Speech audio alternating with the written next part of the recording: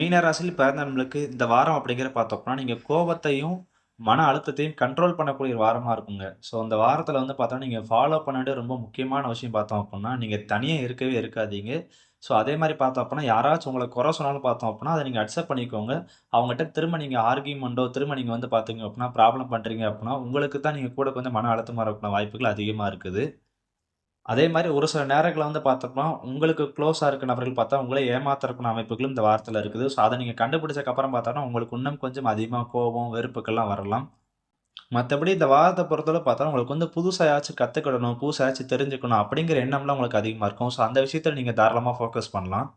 அதே மாரி நீங்க ஸ்ட்ரெஸ்ஸா நீங்க ரொம்ப வந்து பார்த்தோம் அப்படின்னா, ஒரு மாரி டென்ஷனா இருக்க சமயத்துல வந்து பார்த்தோம் அப்படின்னா, கொஞ்சம் நீங்க சந்தோஷமா இருக்கக்கூடிய விஷயங்கள் மேல நீங்க ஃபோக்கஸ் பண்ணலாம்.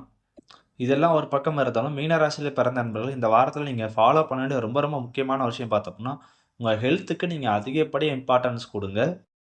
ஒரு சில நபருக்குலாம் பார்த்தோம்னா, முதுகு சம்மந்தப்பட்ட அதாவது பேக் பெயினு, கழுத்து வலி இந்த மாரியான பிரச்சனைகள் வரக்கான வாய்ப்புகள் அதிகப்படியா இருக்குது. முக்கியமா தசைப்பிடிப்பு இது சம்மந்தப்பட்ட பிரச்சனைகள் வரக்கான வாய்ப்புகளும் அதிகப்படியா இருக்குது.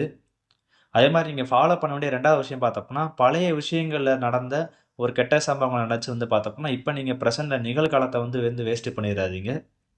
மத்தபடி இந்த வாரத்த பொறுத்தளவு பார்த்தோம்னா, அமைதியாவும், நிதானமாவும் இருந்தாலே போதும். உங்களுக்கு ஓரளவுக்கு வந்து பார்த்தா, நல்ல ஒரு வாரமா தான் இந்த வாரம் இருக்குங்க.